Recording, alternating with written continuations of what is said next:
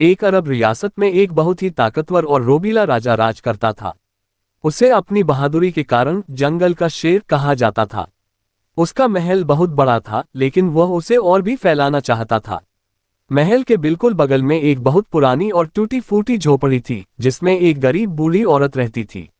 राजा के वजीरों ने मशवरा दिया कि अगर यह झोपड़ी हटा दी जाए तो महल का बगीचा बहुत खूबसूरत लगेगा।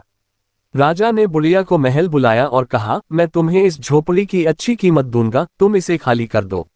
बुढ़िया ने नम्रता से जवाब दिया, ए बादशाह, ये झोपड़ी मेरे शौहर की निशानी है और मेरा आखिरी सहारा है। मैं इसे नहीं बेच सकती। राजा को अपनी शान में गुस्ताखी महसूस हुई। जब बुढ़िया शहर से बाहर गई तो राजा ने अपने सैनिकों को हुक्म देकर उसकी झोपड़ी गिरवा दी और वहां निर्माण कार्य शुरू करवा दिया। जब बुढ़िया वापस आए और अपनी झोपड़ी को खंडहर देखा तो उसकी आंखों में आंसू आ गए।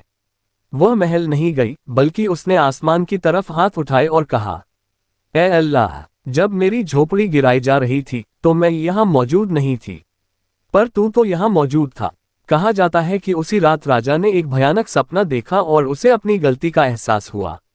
उसे याद आया कि इस्लाम में मजलूम जिस पर जुल्म हुआ हो कि आह और अल्लाह के बीच कोई पर्दा नहीं होता। अगली सुबह राजा ने तुरंत काम रुकवाया।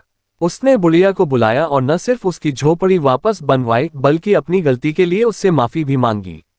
उसने समझ लिया कि असली जंगल का राजा या दुनिया का बादशाह वही है जो अपनी ताकत का इस्तेमाल कमजोरों की हिफाजत के लिए करे, न कि उन्हें दबाने के लिए। अपनी गलती मान लेना और उसे सुधारना ही असल बहादुरी है।